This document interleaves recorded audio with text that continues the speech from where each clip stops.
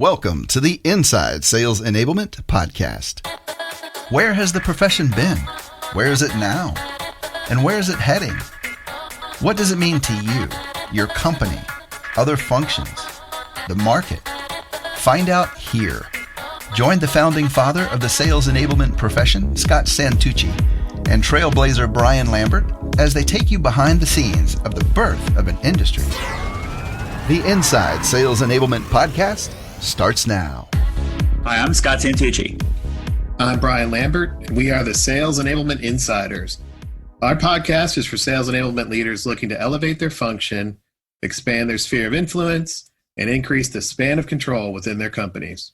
Together, Brian and I have worked on over 100 different kinds of sales enablement initiatives as analysts, consultants, or practitioners. We've learned the hard way of what works, and maybe what's most important, what doesn't. That's right, Scott. And we've had a lot of feedback since our last podcast, which was on the flavors of sales enablement, so much so that we've actually decided to deep dive. And today we're going to talk about one of those flavors in the talent flavor. So Scott, let's walk through what we've been talking about and what we've been seeing as we've engaged with our customers and clients. Sure. So to frame this out, if you're joining us fresh and new on our podcast, welcome to Insider Nation. Hey! The way that we frame this out is that sales enablement is a really giant topic, especially depending upon how you look at it. And if you look at sales being the revenue of your company and enablement is how you get more of it, obviously the scope can be very, very huge. And that's what we're seeing is we're seeing a lot of these different pockets and a lot of, the most successful strategic functions are emerging at intersection points between the sales organization and other organizations.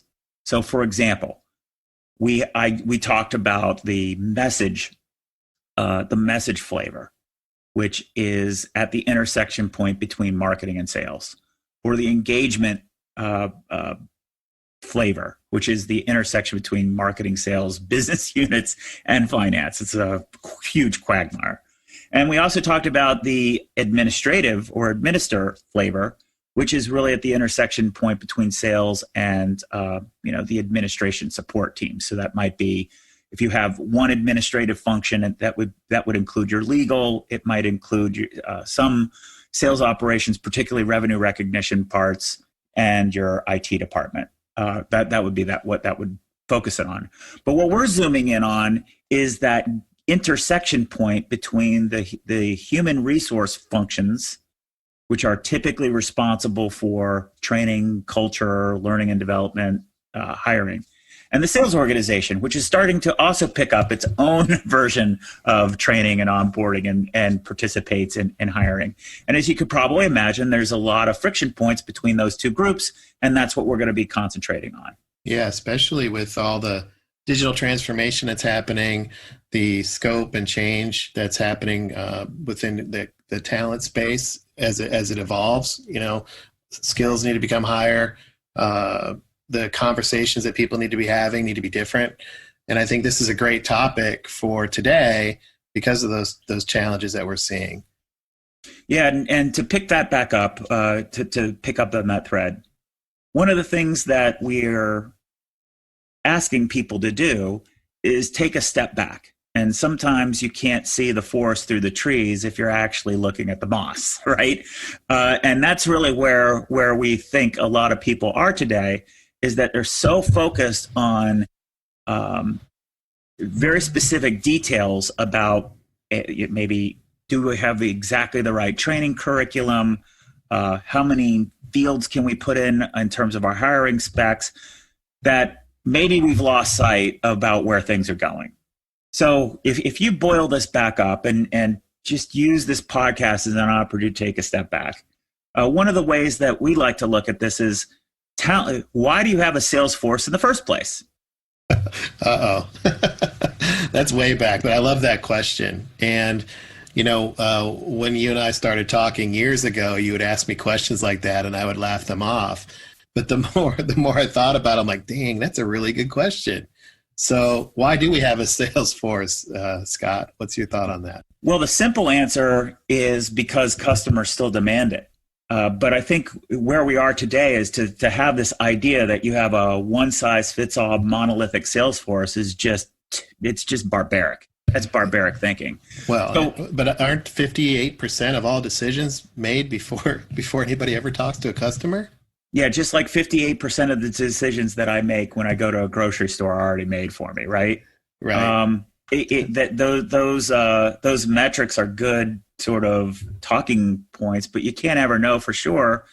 And it's kind of ridiculous to think that way. But let's talk a little bit more simply, right? If we have a sales force because customers demand it, well, what kinds of customers are there? And we don't want to make this about how do you segment your customers. It would be a completely different topic.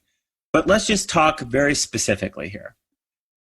You have a sales force to respond to demand, AKA your market's blowing up. You have a lot of competitors. What you're doing and what you're selling is maybe not that differentiated from everybody else, and you're in a highly competitive landscape. That's scenario one. Or scenario number two is you're bringing differentiation or you're bringing innovation to your customers, and you have to go actually and create demand. And this podcast is for the businesses who are investing in a sales force in the latter. How do we create demand? And it's very difficult because, let's say in the last 10 years, we've had a massive expansion, since the deep, dark economic burden that we've had a pretty good recovery. And over that recovery period, we've had a lot of, growth. But now where we're at today is that growth is, it's a lot harder. We're talking about the sales forces that are designed to create demand with their customers. Yeah, especially as you're pointing out, innovation has just exploded. Moving into platforms, cloud, AI, automation, every industry is transforming, and salespeople, much like they had to do in the 1890s, have to bring those individual, innovations to customers. And I like that concept for those that are generating demand. So let's talk about that. What are we seeing? What are you seeing? Yeah, so I think that's a really great way to think of it, right? So you have, all those different trends, and you have businesses that, is GE now a digital company? They certainly have tried to advertise that a lot. So a lot of businesses are trying to shift, and what that requires is your salespeople to go and actually educate your customers. So when we think about education, that means you're selling ahead of a RFP or you're selling ahead of a budgeting cycle. So who is it that who are those customers? So let's zoom in a little bit more and talk about why you have a sales force. We have had the opportunity to either to survey and then interview hundreds of buying executives. So the first thing is, who actually is the customer that we're designing our sales force by? Because a sales force exists to support customers. We've already isolated that the type of sales force that we're talking about are the sales forces designed to create demand. So who are those customers that we're after? And then if they're there to support customers, what is it that they expect? What do customers think makes a great salesperson? Yeah, because that answer should determine the type of talent that you're bringing on and how you're supporting them, right? That's the punchline is, if we understand that, then we can talk about the talent pillar. Yes. What is the design point for all of the talent, not just who you're hiring? It's how you're training them, how they're developing them, et cetera.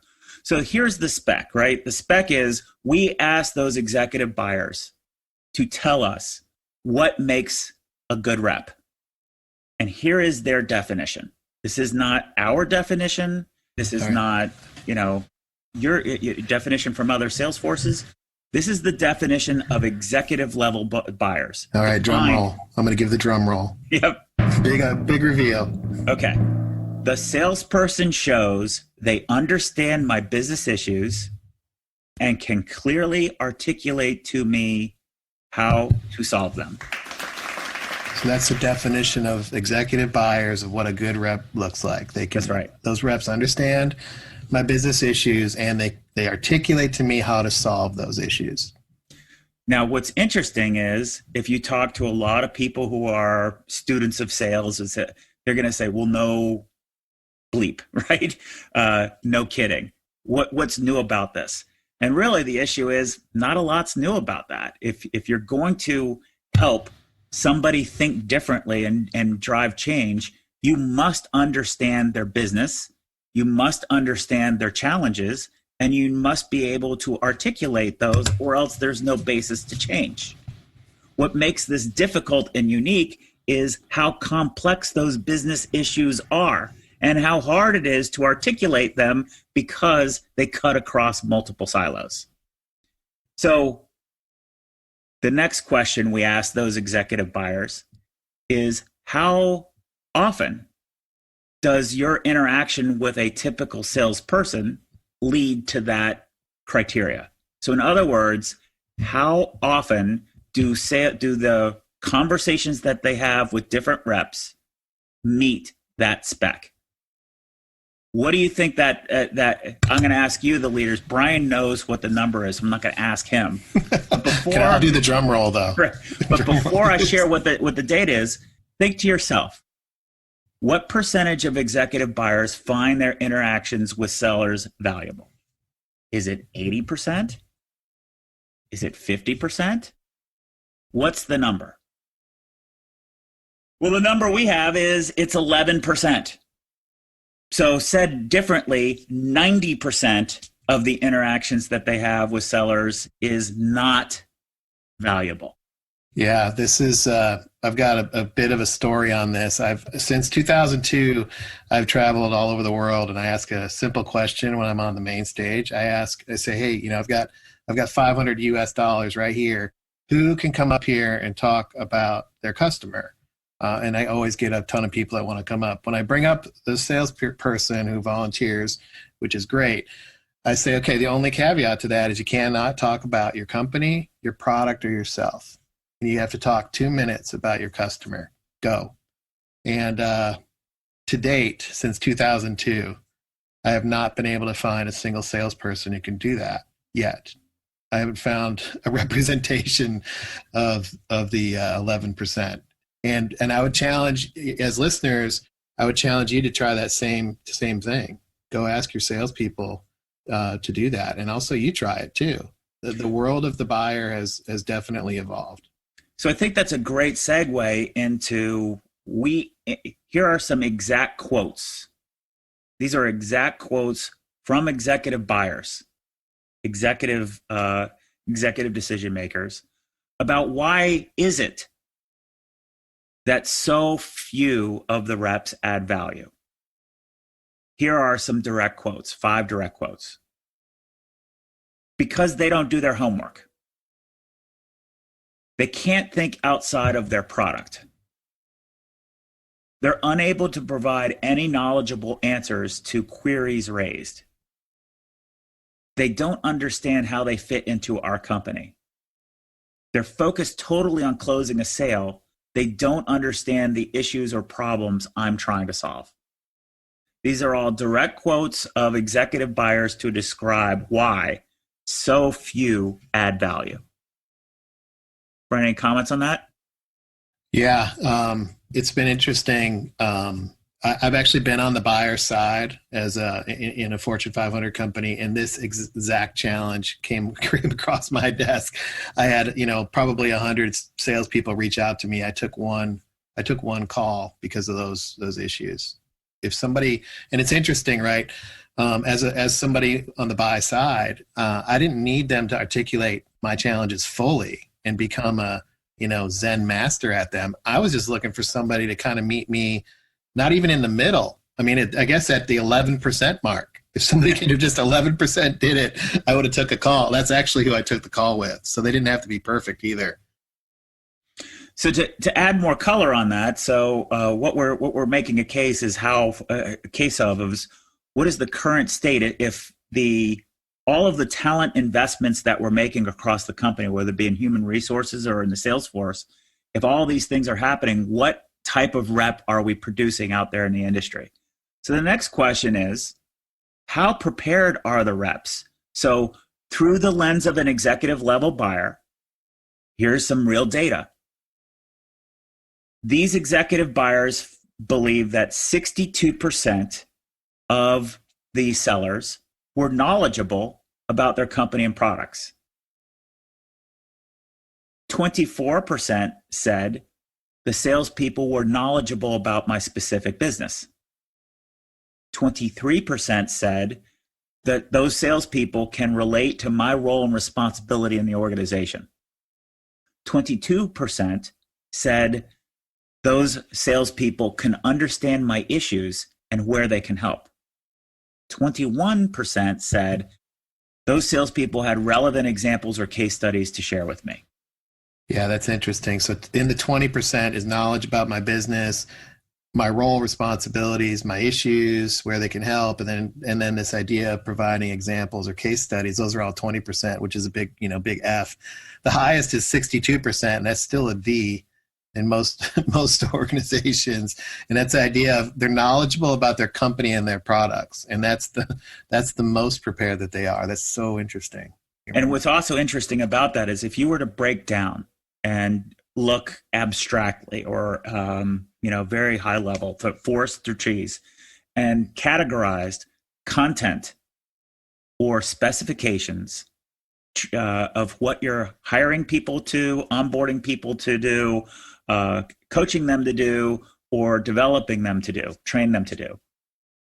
The overwhelming majority of the amount of information that we're asking our salespeople to do and behave is about us. It's about our products. It's about our products and services, et cetera, which is great if demand already exists, but it doesn't help to create demand. In order to create demand, you have to understand a company's business. Simple as that. You have to understand how that company makes money or loses money or what risks it factors in. Yet 24%, only 24% of sellers can do that. If you're going to persuade somebody, a company in upon itself doesn't buy things, a human being does. Somebody has to have the intestinal fortitude to drive change in a complex environment. So if you can't relate to that individual's role and responsibility in the organization, how in the world are you going to empathize with them about all the risk factors? The next point then would be understand their issues and where to help. If you can't understand their business challenges, how is it possible the salesperson could add any value? And then if you don't have any examples of how you've helped solve that problem specifically, what are you going to talk about? Right. And just to tie it back again, we're unpacking the spec here of which to drive the talent pillar. And I think it's really good to pause, and we've really spent 10 minutes on this, but look at the contrast that we're painting here about. Remember that one time, Scott, you and I worked on that project and we audited the new hire training, and it was like 5% of new hire was about customers, and the company couldn't believe it. And then they looked at it and they're like, oh, you know what? Holy cow, you're right. Wow. Hadn't thought about that. Exactly. The whole point was there were so many different people involved in that onboarding program that everybody assumed that somebody was doing the basics. And it took an audit of the content to say, oh my gosh, all of the material that we're providing is all about us, all about our products, because that's the muscle memory that we've gotten into. So here's some good news. So some good news is we also asked those executives, because in this interview process, in this discovery process, you start to learn, this is painting a pretty bleak picture. But these executives didn't see it that way, because the salespeople that actually do meet the criteria add a lot of value.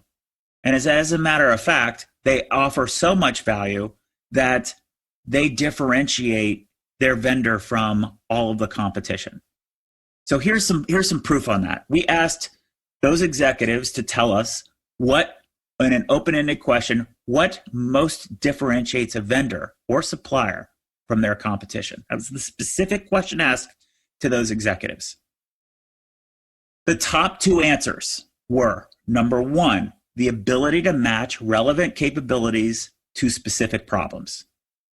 And two, being prepared on my business, my role, and what is valuable to me.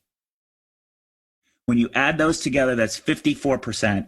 These are all the things that are in the job descriptions of most salespeople everywhere. Yet, we're not equipping salespeople to actually do that. And when we are able to do that, listen to what good sounds like in the words of customers. These are exact quotes from executive level buyers to describe these quote unquote good reps or differentiated reps.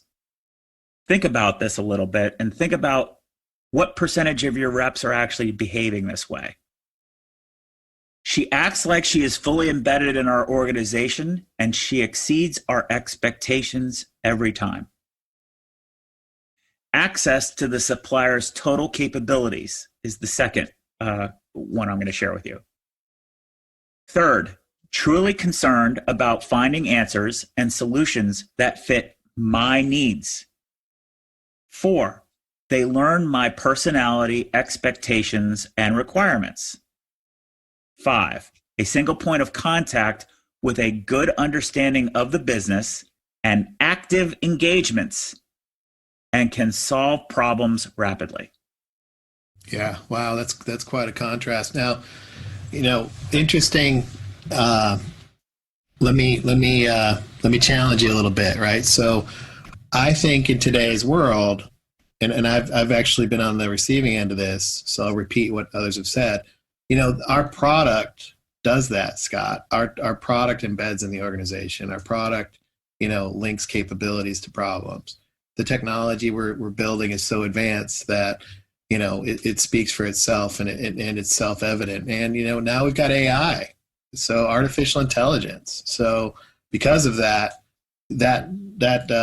salesperson doesn't need to be as involved because it's going to be even more clear to the customer what our product can do. What would you say to that? I would say my short answer would be, if that were true, you should experience a higher success rate than 10% of adding value to executive buyers. Yep. And that's what I would also say from the buyer's perspective, that's right. And what I would say is all of the words that you described, you said product. None of these quotes from what good looks like mention the word product. They said capabilities.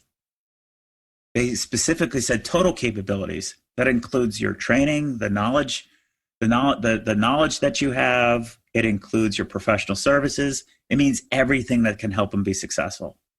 The second thing that you didn't mention in all the things that in your pushback, a word that was mentioned multiple times is expectations.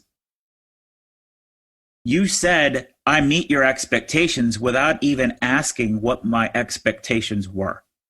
So how is that even possible? So in all of these different areas, expectations are a form of experience. And we don't really have a method to be really concrete about what that buying experience actually looks like. And I think if we focus on the buying part, we're not aligned with the buyers. What we want to be focused on is how to make them successful. What does it take for these executives to be successful with the demand or the problems that we're creating? And we just don't have a lens to be able to work backwards from it. That's why we started this process by working backwards from customers and asking the simple question, why in the world do you have a sales force in the first place? So the big question that I'd like to ask our audience is, given this data and given this case, are you manufacturing the right type of salesperson inside your company? Forget about all the tactics that you're doing and, we'll just have them do challenger sale, the challenger sale, or, we'll just train them on this. If the behavior and the experience on the customer side is still what it is, are you actually solving the problem or are you manufacturing the reps that don't add value? What is it? And I like that, and I think it's worth. And we're going to explain this in some detail before we wrap up. But why the word manufacturing? I think that we've had a discussion about this. I think we should explain that to our listeners why we're using the word manufacturing. So manufacture is a byproduct of actually having a system. So before adding to that, let's walk through the typical process. Now, you're going to say we don't have a process, or we say we have lots and lots and lots of processes. What process are you talking about? Anything dealing with human beings has a process associated with it. It just does, because there's a sequence of events that happen. Whether you're aware of it and actually working it is a different issue. But here's basically what happens. The workflow starts with the executive management team inside your company. What do they want? Step one is, we want a better, more productive sales force. And why do they want that? They want to be able to get more sales, and they want to be able to spend less money getting more sales. And most executive teams are under increasing pressure from their investors to do a better job of that. But since they don't have a strategy or a complete view or a reference point or whatever, they take that better, more productive Salesforce requirement, and then they go to step number 2. They assign that to different departments, because each department is going to say, well, why don't we just, all sales need is more, insert blank here. Process, technology, playbooks. Right, exactly. Insert your buzzword here. And that perspective is going to be biased based on the perspective of that department. So in human resources, underneath human resources, you're going to have the recruiting people. And the recruiting people will say, well, we'll concentrate on, acquiring more talent. You might have other people in the human resources department looking at culture. We'll build a better culture to attract more people. Or you might have a different group of people in human resources focusing on learning and development, who are going to build training requirements.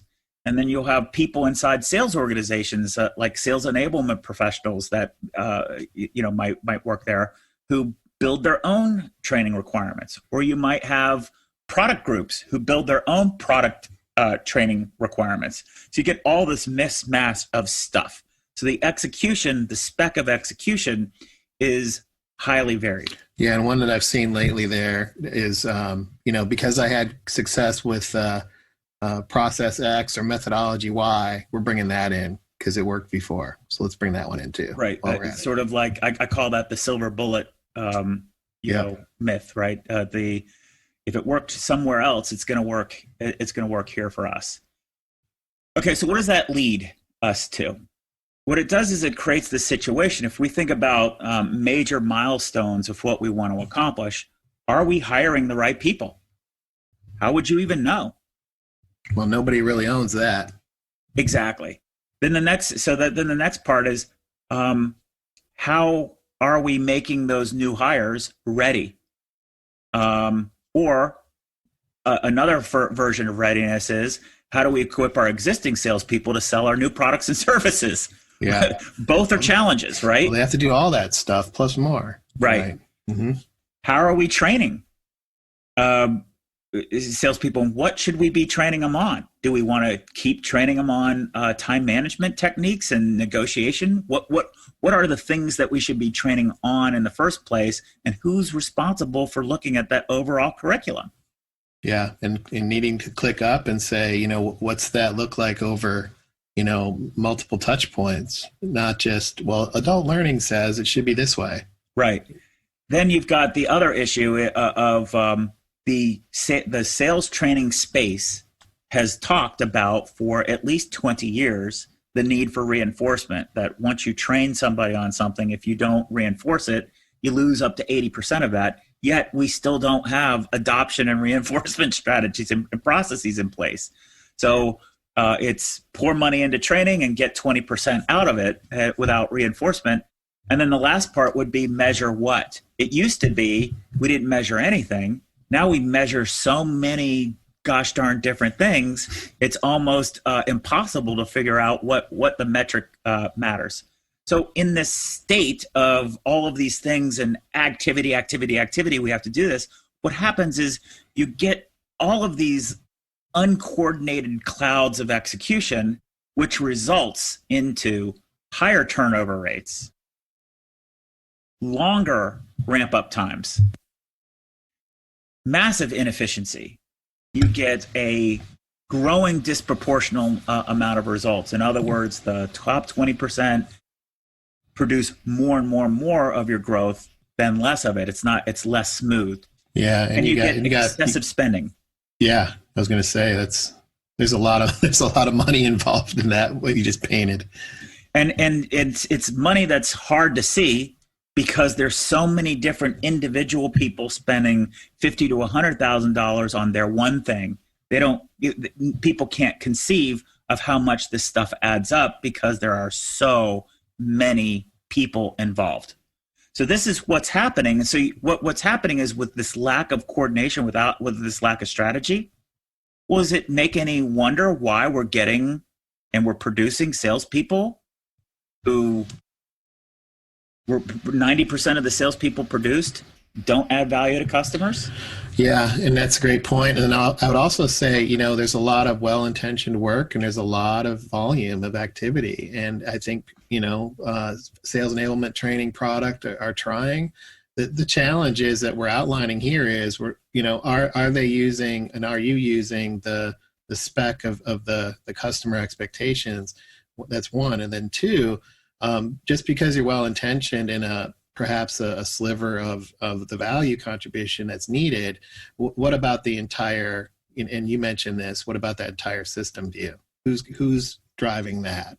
Because this is turning quickly into more of an ecosystem view that needs to be managed in my view. Would you agree? Yeah, so let's talk about that word ecosystem. So that's definitely going to scare people because, well, who's responsible for this? And the answer is everyone and no one. And this creates opportunity for people who have a vision about where to take the company and have the skills to be able to do this. So we're not saying this is for everybody. And if it makes you nervous, that's fine. Let's just walk through what this looks like, and we'll have future podcasts to talk about, how to go about selling this internally or what steps you need to follow. But in terms of what good looks like, there's only 3 things you got to do. But these 3 things are a little bit challenging just because they're probably so different than what you're expected that you're used to. So step number 1 is when the executive team says we want a better, more productive sales force, well, you need to have a sales talent management strategy. And you should start with a North Star or a spec of what a good rep looks like. And that spec should be designed by your customer types. If you don't do that, you don't have a foundation with which to build everything. So that's sort of the central part or component of a sales talent management strategy. And you're going to say, well, wait, we can go hire these behavioral scientists to go and plot this out. So one of the conversations that I had is one company, one business that I worked with had hired a company to profile and used 128 different attributes to profile what a good rep was. But the database that they used was just other salespeople. It wasn't who their customers were. And when you looked at that and compared, let's make a list right now of what kind of customer you're looking for, because it's a lot easier to work backwards from that spec than it is 128 different variables from, behavioral scientists. And you just, and you map it out and then say, well, what criteria do we need to meet that? And it becomes really, really clear and simple to talk about. Yeah. And then, how do we manufacture against that criteria, and what things can we do, and how do we drive that in a consistent, orchestrated way, that's as inexpensive as possible. So I love that you said that, right? So the talent spec, if we were to use this manufacturing thesis. The talent spec is, this is what we're trying to produce. We're trying to produce the salespeople who are the 11%. They roll off the assembly line, with this way. Right. So instead of producing salespeople who are the 90% that don't add value to buyers, we want to produce the salespeople, manufacturer salespeople and in order to do that, we have to have a talent spec or a product spec. Now we need to say, what does our factory look like in order to do it? And our factory, to your point, Brian, has to be cross-functional in nature. So it can't be we, the sales enablement group, or we, the learning and development group, we're going to own this and make these our deliverables and throw them over the wall. That's as insane. Think about how insane that is if you were to say on a production line, an assembly line, well, we're going to build the tires the way we that own we the want steering them. wheel. Right. And the steering wheel is going to get built and we own it. And what would that car look like if you had different groups building their own different pieces of the car without a common spec or a common And then design? you would end up in debates about, is the steering wheel more important than the tires? But that's a whole different podcast. Right. Keep going. So what we're talking about then is, once you have this talent strategy of which the core pillar is what's our North Star, the second thing that we have to get at is, what is an operating plan or an operating model? How are we going to work this? How are we going to drive the right kind of agreements and coordination among all of the different people who touch this process? Yeah, and that's important, because if you are building against the spec and you understand that there are many people involved in providing messages, content, skills, tools, etc., reinforcement, coaching, and you understand that those people need to work together, it's totally legit to say, well, how am I going to help them work together? How am I going to help everybody get the win? And is that going to be, a series of projects that we just do? Or is there something else that can emerge here, because we're working backwards from talent and we're trying to manufacture talent, not just get a project done? And that's why I like the idea of an operating plan and operating model to help everybody get that win. So that sets up a great question. We're used to or accustomed to creating deliverables or having lots and lots and lots of deliverables created. That brings us to point number three. That operating plan, that operating model, maybe think about that as setting up a business within a business, to manufacture these kinds of sellers. Well, what is the service that business provides? And that service is a optimized hire to retire life cycle. So if you think about managing your talent from when you get them into your company all the way through to where they are either exited the company, they get promoted, or they retire inside the organization. There's only a handful of choices. That's the life cycle. So what we want to be able to do is we want to be able to help provide people that journey all the way through. And go ahead. I like that. And the reason why I want to pause there, sorry to interrupt, is this is such a different contrast, because in the previous contrast, it was executives want these reps, so everybody goes off and does their random thing. On this picture here that we're painting, it's what's the spec, what does it mean to be productive, how do we help everybody get the win, how do we orchestrate that? And it's not a one and done. It's not just a project, get it done. We're going to build some sort of hire to retire life cycle, and that hire to retire life cycle is something that we can manage. And that's not, and it could be a bunch of projects, but the projects are orchestrated against the hire to retire life cycle. Is that right? Yes. And a life cycle is really just a process. And a process has three attributes. It has a beginning and an endpoint. It has a definition of what's a quality standard. So how do we know we've completed that step well or not? And then there's a cost element associated with it. We can calculate how much money we're spending for the time it takes and the output we produce. It's just that simple. It really is that simple.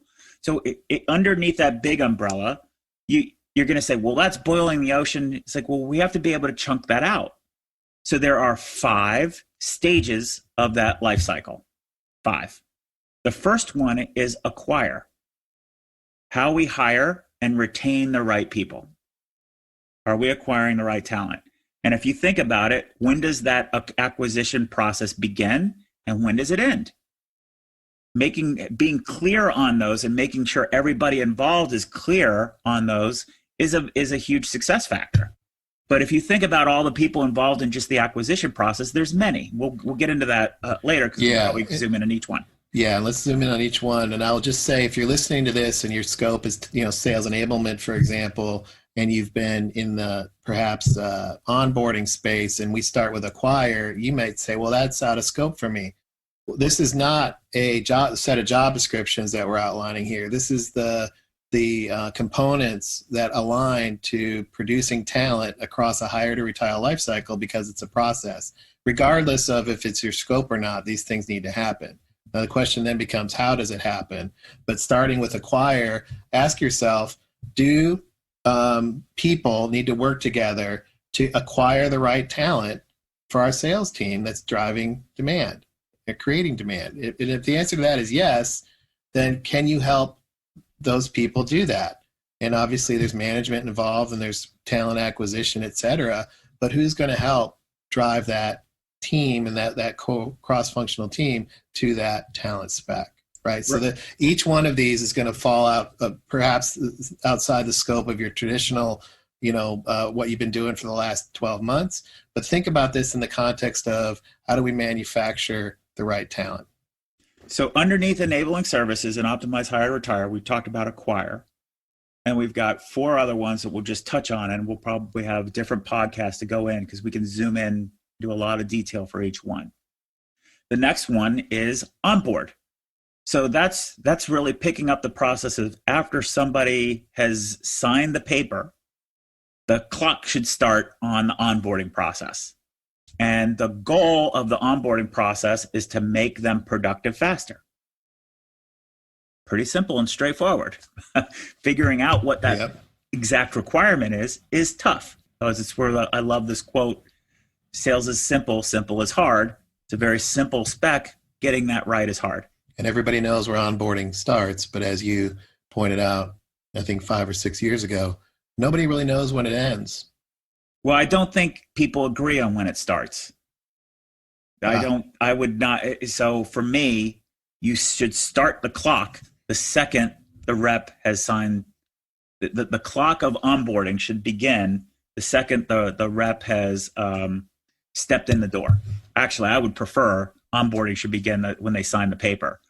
But you can choose whenever you start the clock you want, but make sure you're consistent about when it starts.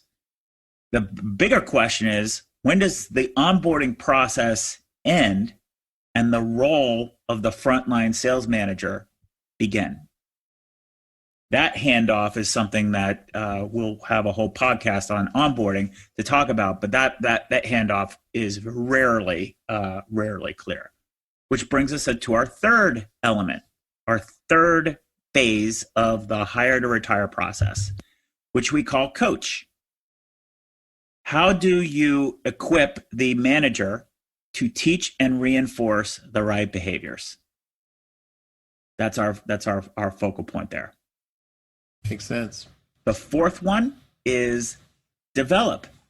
How do we improve skills and knowledge for everybody? So this might be do you have a common strategy or a curriculum for how all of these things happen? What knowledge base are you leveraging, and who are all the different groups involved? Yeah, and what's your definition of knowledge and skills with that customer spec in mind? Exactly. And is it coordinated? I'll give you a frame of reference. We did an audit for one client that had 37 different training departments or groups providing training. They weren't all called training departments. That would fall under this development category. None of the 37 groups were aware of the other 37 groups, and none of them were coordinated.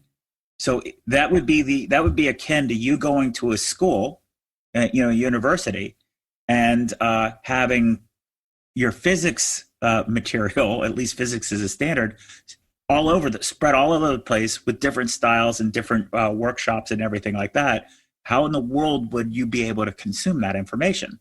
And without a overall consumption strategy, it's going to be very difficult to turn all of the content that you're investing in development and skill development into actual skills that are that you can see turn into behaviors that that lead to value for customers. And then the last bucket would be evaluate. And evaluate for us is assessing the reps, but also assessing the impact of all the other programs. So how do you hold the onboarding program accountable? How do you hold coaching accountable and the people involved there? How do you hold the acquisition of talent and the people involved there? How do you hold them accountable? And then also the people responsible for development. Those are the three parts. And because that stuff is so well organized, it provides clarity and contribution to lower churn rates, faster ramp up time, improved overall productivity, a more balanced performance, optimized spending, and expectations get met. Yeah. And I would say, taking the time to go through this, and perhaps folks need to listen to this again, but mapping this out and building simple tables, is also going to help, in your role. Like, for example, hey, how am I going to onboard all these salespeople that come to us with so many different perspectives? How might I do that? Well, you might actually want to talk about the hiring side and what that might look like, right? Because that's the first in the process. Or, we have a high turnover rate and we're not sure why. We can look at and diagnose that perhaps as part of our evaluation strategy, or we can ask what the role of managers have been. We can help diagnose the problem by using a framework and a process like this to at least have objective discussions and analysis on how we might improve, right? So that I think this is a good framework and process that can not only help you think it through on the front end of how you might manufacture, but you can also use it to help think through and diagnose where you might be having some friction points. And I wanted to make sure that we gave the listeners that, Scott, as well, because to me this is a very action-oriented and applicable framework. And I know we're running out of time, but what parting thoughts do you have for the listeners with regard to using this type of an approach? Well, I wouldn't necessarily say, I think we need to dedicate more time on other podcasts about how to use it, because there's going to be a lot of questions about how would I even bring this up, et cetera. But let's scope out how if you're listening to this, how you should process this podcast. Number one, listen to that data often and learn how to talk to it, because the data from buyers is incredibly valuable and very few people actually work backwards from it. What that highlights is, more or less, if we want to be simple about it, it's not about all the activities that we can go and do for the sales force. It's we are not producing salespeople that meet the spec, meet the expectations of what our customers are demanding. It is knowable to go out and know what those customer demands are, so go collect it. The second, the next point is, this is a system-wide problem. It's going to be very difficult for you to just go and get the system-wide, get the buyer feedback about what you're building to, unless you can help enough people understand what the problems are, which is where that data that I mentioned beforehand becomes really, really valuable. I have yet to run into any executive that doesn't go, oh my gosh, you're right, when I've talked through that data. Get comfortable talking through that data yourself, so you can also get people to say, oh my gosh, you're right. How would you propose that we look at it? So then you can then let's start with understanding who our customers are. And then the next point is, just take this in and absorb it. Use this to develop a vision for it, and stay tuned for other podcasts that we've got to think through how you will go about implementing it, or which one should you start with? Do you have permission to start. You probably don't have permission to start with the whole vision. So maybe you just start with the onboarding group, but make it ready so that you can extend out to other parts. These are all topics and techniques and tips that we'll talk through in other podcasts. Yeah, great point, Scott. I appreciate it. And also, listeners, as you're digesting and thinking about this, reach out to us. You can find us at insidese.com. We always want to hear from you. And a lot of our content, I'd say 90% of what we do and why we do it is because of listeners like you taking the time to send us a note, hit us up on LinkedIn, Twitter, etc. So keep that feedback coming. Also, we are also looking for advice on how we can help with this hire to retire framework and process. Send us over, give it to us, and we'd love to continue the conversation even directly with you. On behalf of Scott, thanks so much. This is Brian Lambert. We'll see you next time on the next Inside Sales Enablement podcast. Thanks for joining us. To become an insider and amplify your journey, make sure you've subscribed to our show. If you have an idea for what Scott and Brian can cover in a future podcast or have a story to share, please email them at engage@insidese.com. You can also connect with them online by going to insidese.com, following them on Twitter, or sending them a LinkedIn request.